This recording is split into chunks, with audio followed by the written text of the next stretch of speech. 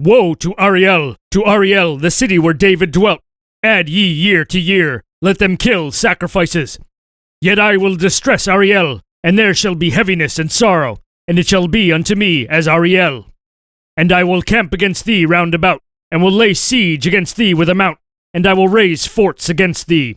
And thou shalt be brought down, and shalt speak out of the ground, and thy speech shall be low out of the dust, and thy voice shall be as of one that hath a familiar spirit, out of the ground, and thy speech shall whisper out of the dust. Moreover, the multitude of thy strangers shall be like small dust, and the multitude of the terrible ones shall be as chaff that passeth away. Yea, it shall be at an instant suddenly. Thou shalt be visited of the Lord of hosts, with thunder, and with earthquake, and great noise, with storm and tempest, and the flame of devouring fire. And the multitude of all the nations that fight against Ariel, even all that fight against her and her munition, and that distress her, shall be as a dream of a night vision. It shall even be as when an hungry man dreameth, and behold, he eateth, but he awaketh, and his soul is empty.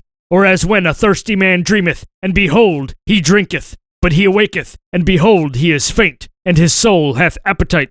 So shall the multitude of all the nations be that fight against Mount Zion. Stay yourselves and wonder. Cry ye out and cry. They are drunken, but not with wine. They stagger, but not with strong drink. For the Lord hath poured out upon you the spirit of deep sleep, and hath closed your eyes. The prophets and your rulers, the seers hath he covered. And the vision of all is become unto you as the words of a book that is sealed, which men deliver to one that is learned, saying, Read this, I pray thee. And he saith, I cannot, for it is sealed. And the book is delivered to him that is not learned, saying, Read this, I pray thee. And he saith, I am not learned. Wherefore the Lord said, Forasmuch as this people draw near me with their mouth, and with their lips do honor me, but have removed their heart far from me, and their fear toward me is taught by the precept of men.